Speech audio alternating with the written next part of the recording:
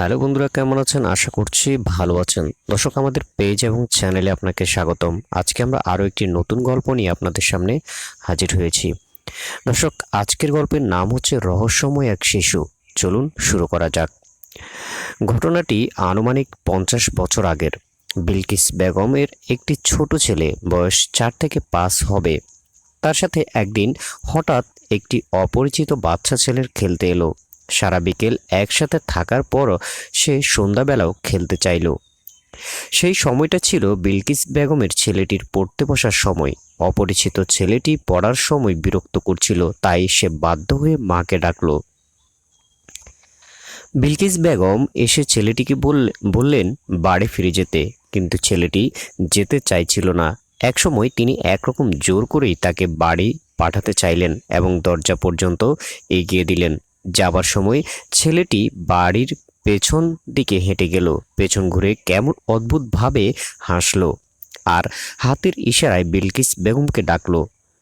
বিলকিস বেগম লক্ষ্য করলেন ছেলেটার হাত দিয়ে মাটির দিকে কিছু একটা দেখাচ্ছে। কি দেখাচ্ছে সেটা দূর থেকে বোঝা গেল না। তিনিও আর বেশি মাথা ঘামালেন না বিষয়টি নিয়ে।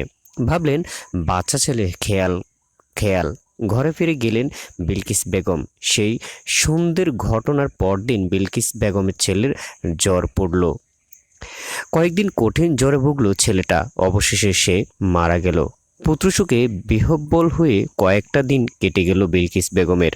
আস্তে আস্তে যখন স্বাভাবিক চেতনা ফিরতে শুরু করলো, হঠাৎই মনে এলো সেই অপরিচিত ছেলেটির কথা, তার অদ্ভুত আচরণগুলোর কথা।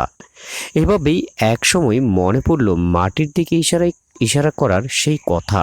কি দেখাতে চেয়েছিল ছেলেটি? সেদিনের আগের অথবা পরে আর আর তো কখনোই দেখা যায়নি তাকে।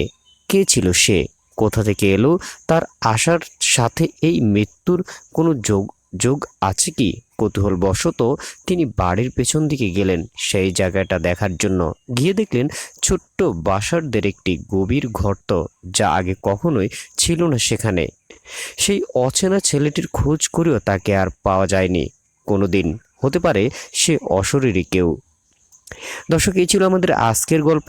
গল্পটি কেমন লেগেছে জানাবেন। যদি ভালো লাগে আমাদের পেজটি ফলো করবেন এবং চ্যানেলটি সাবস্ক্রাইব করে সাথে থাকবেন। আল্লাহ হাফেজ, আসসালামু আলাইকুম।